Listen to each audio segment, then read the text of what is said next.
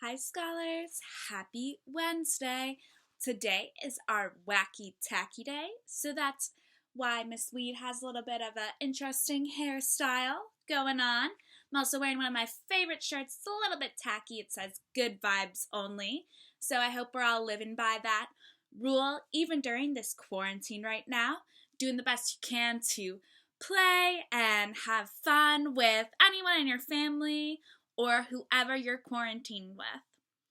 All right, so I know one of the things that's keeping me in those good vibes is reading to you guys. And today I'm super excited because we're reading the book Frogs. Frogs is another non-fiction text. And remember, we learn information from nonfiction texts. And a lot of these books have lots of information. We can find out different parts of the information that we want to learn by text features. So, the text feature that we're learning about today and focusing on is bold text. Bold text usually looks thicker and maybe a little bit bigger or even a different color in the text, and it tells us about a very important word or phrase in the book that we're reading. So today, when we're reading Frogs, we're going to look out for the bold text and the words and phrases that we need to focus on. All right, I'm so excited to learn about some frogs with you guys.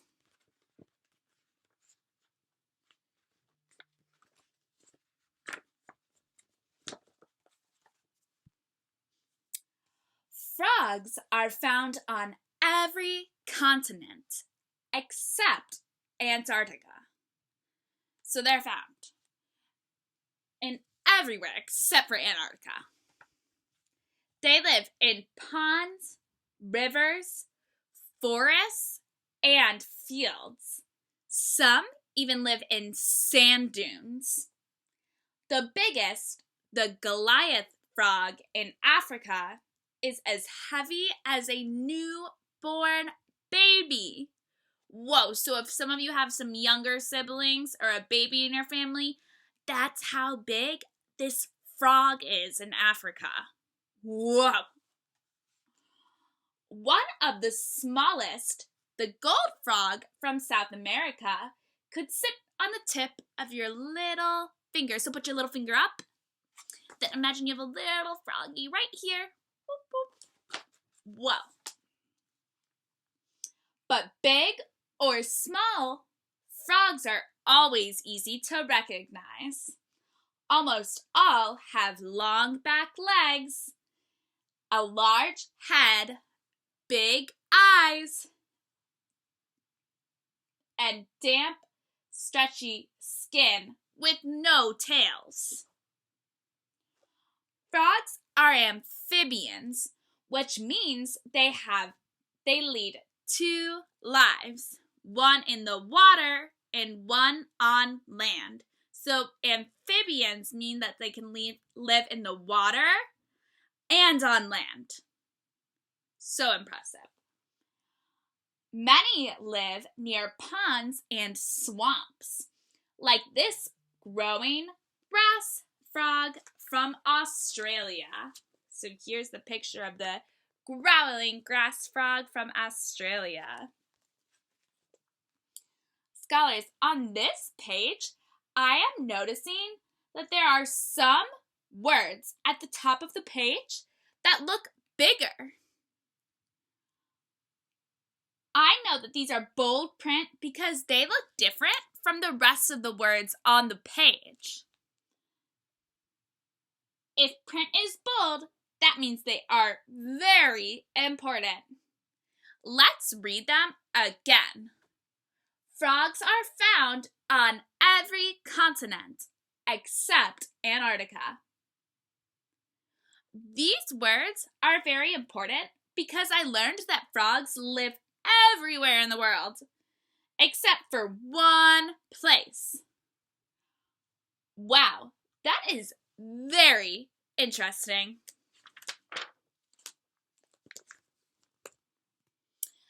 people are confused about the difference between a frog and a toad. But you do not have to be.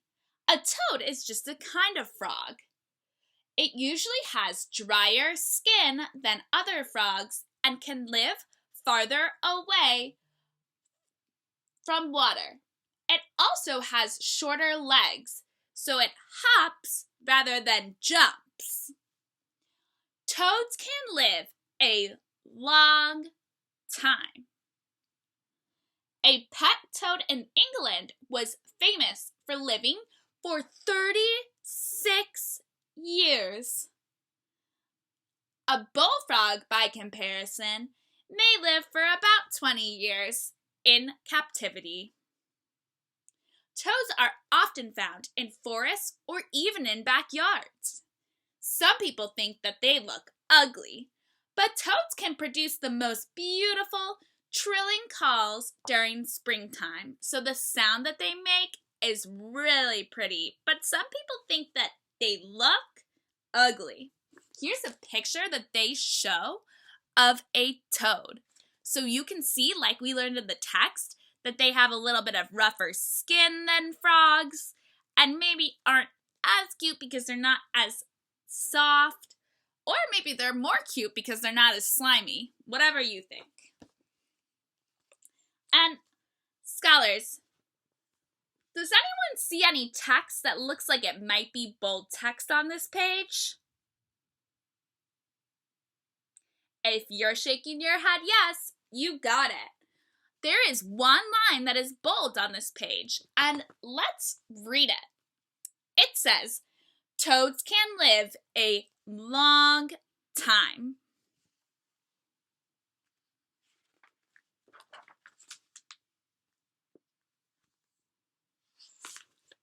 Scholars, what features do we see on this page? What text features do you see on this purple page? If you said bold text, you got it right. Most frogs are found near swamps, ponds, and other wet places. They need water, but they do not drink it. Instead, they absorb it through their skin, even when just sitting on the damp ground. So absorb means that they suck it through their skin.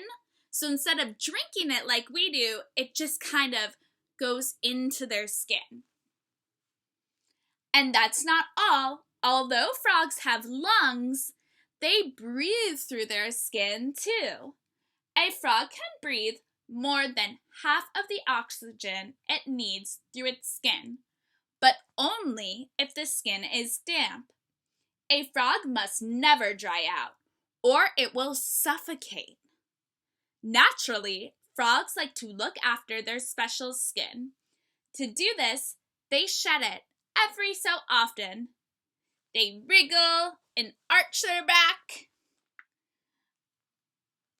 Their backs then split the old skin and roll it off.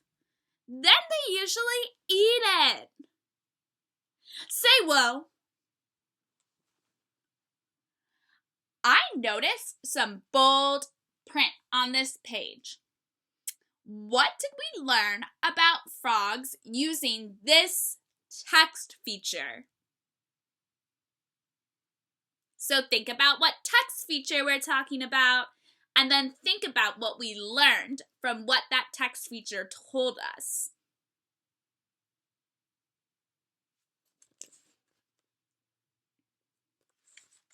So the text feature we're looking at is the bold text. And what we learned is that frogs are found near swamps, ponds, and other wet places. That's important for us to know because we know that we can find frogs in those environments. An environment is a kind of place that you live in.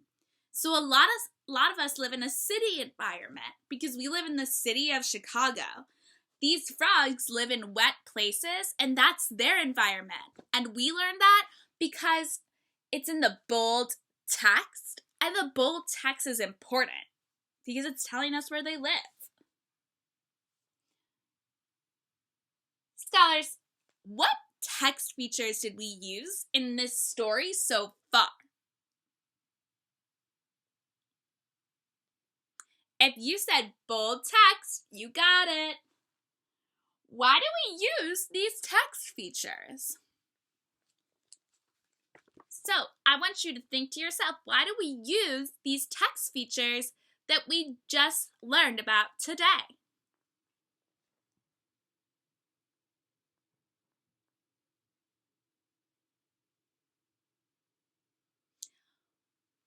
If you said something about how it points out the really important information or tells us something that we should focus on, you got it. That's why we point those out for the bold text. All right, scholars, I am so excited to finish or to read some more about frogs tomorrow. And I look forward to seeing some pictures of you in your wacky tacky gear. And then also on Thursday to see what you'll dress up as for career day. Let's see what Miss Weed comes up with. I don't know.